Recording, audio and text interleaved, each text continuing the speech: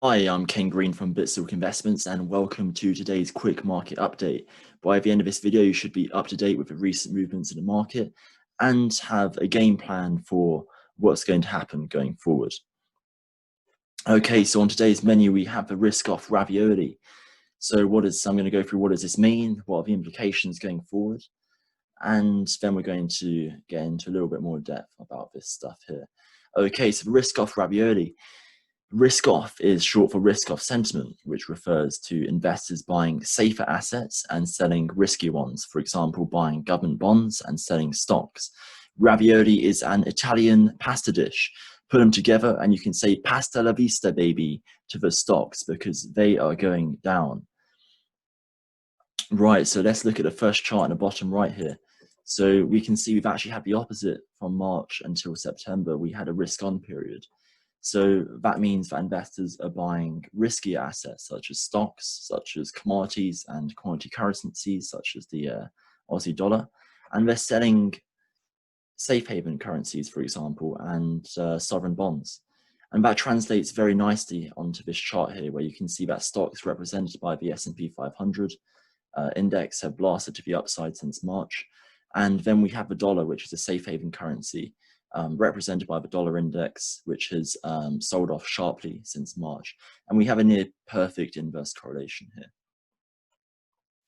But what's happened recently? Well, we've now reversed. And I did call for this reversion. So at Bitsilk Investments, we put our money where our mouth is. And as you can see, I've got a Aussie dollar short position here, which is now over 250 pips in the money. So that has done very nicely here. And so that's enough blowing my own trumpet. What are the implications of this? Well, it means that some of the most crowded trades in the market are going to now reverse. So one of those trades is long stocks. Every man and his dog has been betting on the S&P 500 index to go up, things like Tesla to go up. They've been very highly speculative markets, fueled with a lot of mania. And these are risk-on markets which are going to sell off now, potentially. Well, they will sell off either temporary, represented by this blue arrow, or for a prolonged time.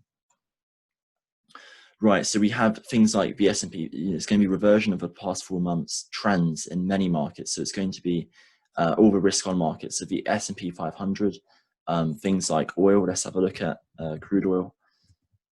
That had a parabolic rise soon after stocks, just after March. Almost the same chart, just a bit more parabolic at the beginning here. That's another risk-on market that's going to reverse. We have things like the Aussie dollar. This will also reverse in this environment. This is a currency that's highly correlated to commodities such as metals. And then on the flip side, we're going to have our safe haven assets, such as the yen, which is a safe haven currency. That's going to have some good performance in this kind of environment.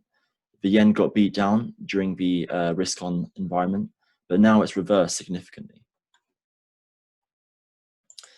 But going back to the first chart here, we don't know if this is going to be a temporary risk off where equities sell off a little bit more and then we reverse back to the main trend we had earlier, or whether this is going to be a more prolonged sell-off represented by this orange arrow here.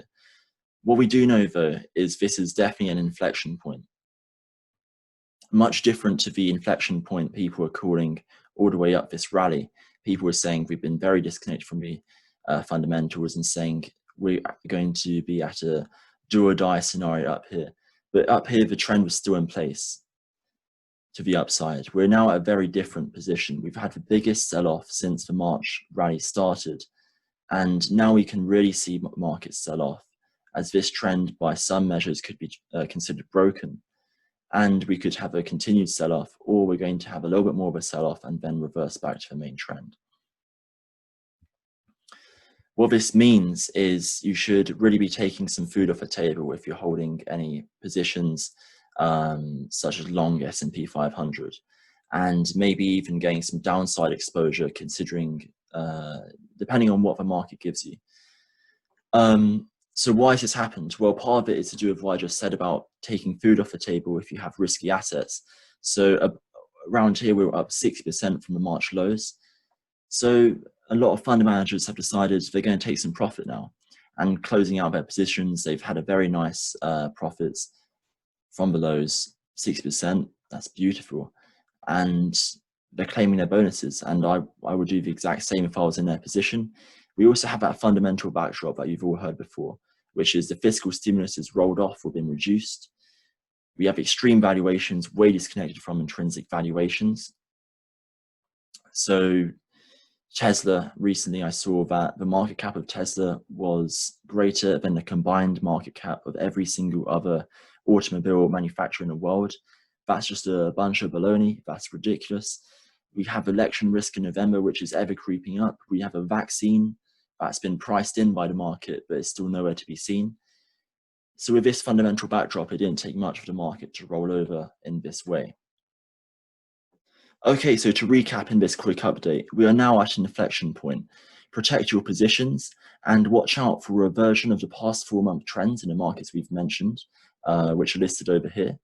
And whether this be a temporary or prolonged risk off, there's going to be many lucrative opportunities. So that's all for me. Thanks for watching. And here is a quick disclaimer.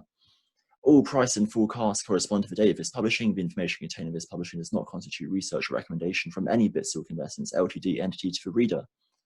Neither Bitsilk Investments Ltd or any of its affiliates makes any representation or warranty as to the accuracy or completeness of any information contained in this article and any liability therefore.